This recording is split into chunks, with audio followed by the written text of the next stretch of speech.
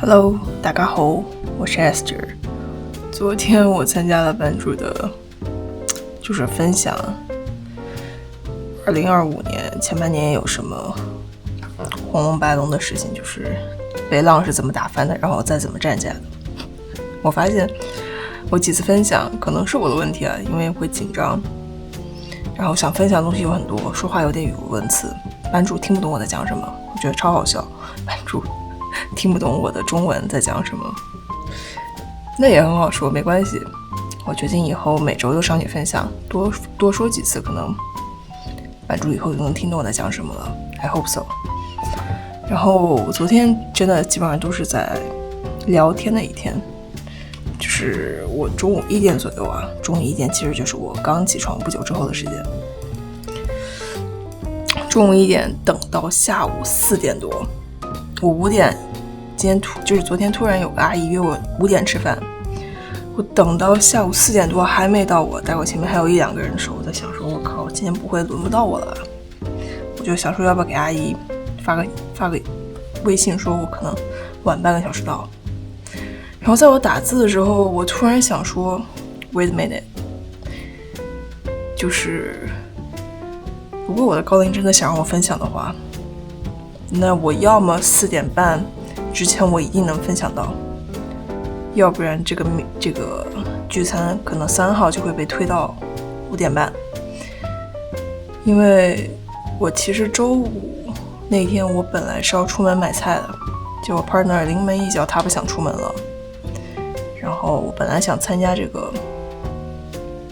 Zoom 的 meeting， 我一看时间1点到3点，我说完了，正好去唐人街，可能不能参与这个 meeting 了。结果 partner 没来，我说高林想让我参与这个分享，然后又快到我了，但又快到出门的时间，我想那高林如果真的让我说，他一定会办，对 he will do something。 我为什么要假设我是男他不重要， he will do something about it。 结果果然我消息没发出，我本来说要移到5点半，我消息打出来了，我又把它删掉，我说看看 let's see what he can do。就果不其然，过了没多久，阿姨给我发消息说，她说她可能晚点到，她可能5点半才到。我说 bingo， 然后我就上来分享完正好是4点50，然后我穿好衣服出门5点整，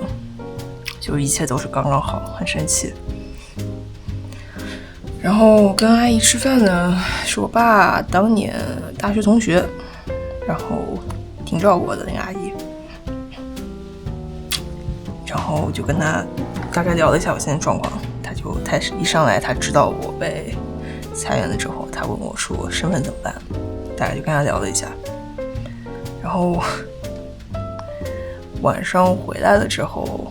看班主又开了一个八卦房，我一看时间又正好合适，我不是刚刚立下了誓言说我多上来分享几次，直到班主能听懂我的中文吗？然后我就又上去听，因为他八卦房他不录音，但是我听到了2个非常好的 tips。 第一个是大家可能知道，但我还是要在这里说，第一个他们经常讲就是东西是越找越有的，就是关于比如证明我很富足的证据是越找越有的，这也是宇宙的吸引力法则，或者是我信誉的证据，或者是我可以找到一个好工作的证据，这个证据是越找越有的，反之亦成立。我很差劲，我找不到好的工作，我超倒霉的，这种证据也是越找越有的，这是第一个很好的 tips。 第二个 tips 非常有意思，就是一个妹子她在分享说自己做 HR 是因为她想要通过这个职业为女权发声，就是他们公司其他的 HR 还是在面试适龄婚育女性的时候，他会问说你大概什么时候要孩子，你会 how do you do the work-life balance， 就是你如何兼顾工作和照顾小孩。我觉得这个问题就是这些问题，就是大家都知道生育会限制女性的职业路线，然后他说他觉得问出这些问题是一个 patriarchy society 下面会有 typical 问题。然后版主哇真的是，这跟灵媒没关系，这我觉得完全就是一个过来人会跟你说的话。他说有些事情你是真的经历过你才知道他在做什么。就比如作为一个员工，你会给老板提出一些你站在员工角度提出的意见，但当你当了老板之后，你才发现老板当年的做法是对的，作为员工自己提出的意见是多蠢。他说并不是在说这个世界现有的规则是多好，但你只有站在那个位置上之后，你才知道它如何运行。他就说他的一个朋友，就是他一个朋友也是一个女权主义者，然后为了证明自己能做些什么，他就跳出来单干。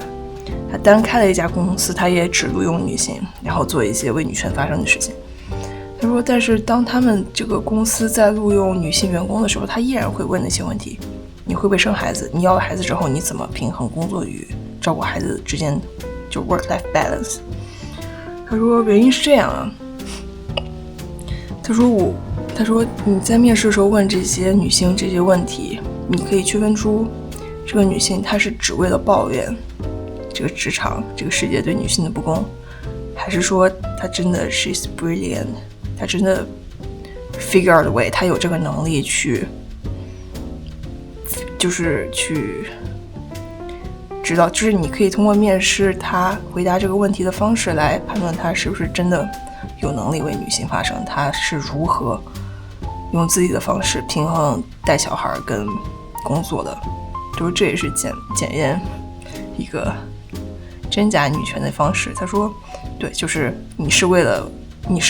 complain about your situation， 你是为了抱怨你身为一个女性的不公，还是你真的有能力为女性做一些事情。我觉得哇，就是当然了，我觉得我的复述把意思复述出来了，但是口才没有帮助好，口才确实没有帮助好，还要多练。但 anyway， 就是我当时听完，我觉得就是这个小小故事，我已经可以写篇文章出来了那种感觉。我觉得哇，好厉害。然后他们主要在聊，听的人好多，听的人有5-6页，就是能翻5-6页都在听，可能因为时间合适吧，就是台湾的中午12点。他们在聊什么呢？他们在聊社恐的时代，我们这个年纪的年轻人要怎么脱单。其实我也是有这个疑问，我真的不知道。比如说我该出门交朋友，我他妈上哪儿去找人交朋友？我该出门干嘛？就是纽约这个地方，我出门看展，我自己一个人叮叮咣咣看完了展，我回家了，这跟社交跟交朋友有什么关系呢？即便我现在我有对象，但是觉得这个出门在异国出门社交是一个要我老命的事情。这个还没有定数，但是我也知道这个能力它是越练越有的，就大家得出的一个基础结论就是这个能力你是越练越有的，加油，这个确实得练。然后今天我们又请那对隔壁的 Les 情侣过来吃火锅了，这次比较愉快，这次没有再辩论一些那个情侣之间吵架的问题，这次很和谐，大家就快快乐乐的吃完火锅，然后玩了一会儿马里奥，玩了一会儿 Switch。 就是我先带他们玩这个游戏，这个小游戏我挺推荐的，就是大家扮演小机器人，